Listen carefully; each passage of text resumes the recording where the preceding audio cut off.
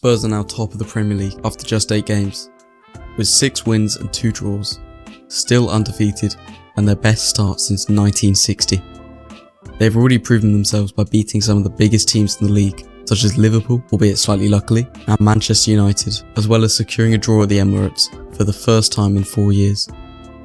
But can this revitalised Spurs side really win the league? Well, let's get into it.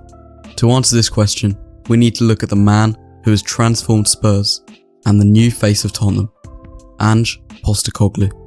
The Australian coach was appointed in June 2023 after successful spells at Celtic, Yokohama F. Marinos, the Australian national team and more. At almost every club he has been at, he has won trophies, playing his own take on the possession-based, high-intensity way of football. But he's just copying Pep, mate. I'm just copying Pep, mate. But more importantly, he's known very well for his ability to rebuild older, struggling squads using younger, talented players, which is exactly what we needed after Conte, a manager who preferred older, more experienced players, something that doesn't really fit the Tottenham way of thinking. Postecoglou has brought his philosophy to Spurs and has made some significant changes to the squad and the tactics. He's signed some exciting players, such as James Maddison from Leicester, Mickey van der Ven from Wolfsburg, Alejo Veliz from Rosario Central, Vicario from Empoli, and Brennan Johnson from Nottingham Forest.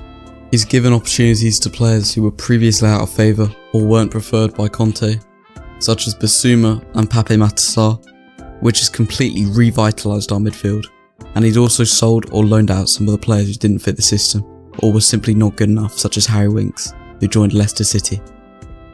Postecoglou has also switched to a 4-3-3 formation with a fluid front three of Richarlison, Kulusevski and Son Heung-min. Although Richarlison still doesn't look up to scratch at the moment, something I truly hope will change.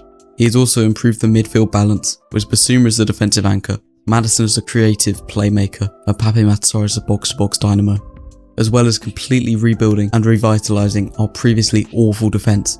Udogie, who has adapted to the league incredibly well, Porro, a player who's made the switch from wing-back to full-back remarkably well, as well as Vicario and Van der Ven.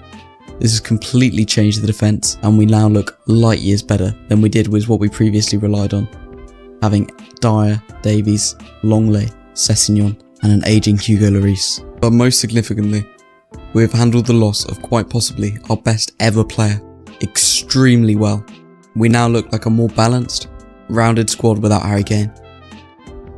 And while it is still very early days, this is something that is very impressive, and it shows a lot of character in the squad. So far, the results have been extremely impressive. Spurs have had some spectacular performances, dominating Man United, although that doesn't seem hard to do this season. And we have destroyed Burnley, something that we've really struggled to do in recent years, especially under Sean Dyche. We've also kept 3 clean sheets in 8 games, showing that our defensive issues might actually be solved, something that us Tottenham fans have not been able to say for a very long time.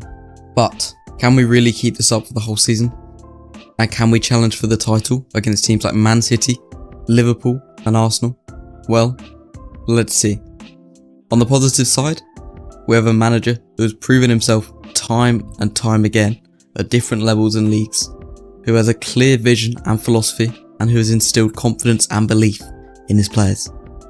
We also have a balanced and a talented squad, with depth and quality in every position. We also now have a favourable fixture list in the next few weeks, which could give us a chance to extend our lead at the top and bring further confidence and self-belief into the players, hopefully reducing the risk of us bottling the league. It's the history of the Tottenham. On the negative side, we also face some challenges and risks.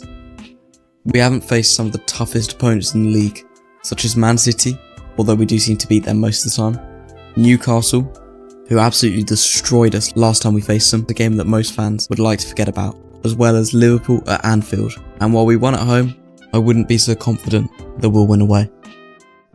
We also have to cope with injuries, something that we're already seeing with Perisic, Solomon and Johnson, as well as suspensions, which we have just seen with Yves Bissouma. This could dramatically affect the team's form and momentum. We also have to deal with the pressure and expectations that come with being at the top of the table, which could affect our mentality and performance. Something we have seen time and time again from Spurs sides in the past, whether it be the first place at Christmas we completely bottled under Mourinho, or the Champions League final, which we completely underperformed in as soon as Sissoko gave away the penalty.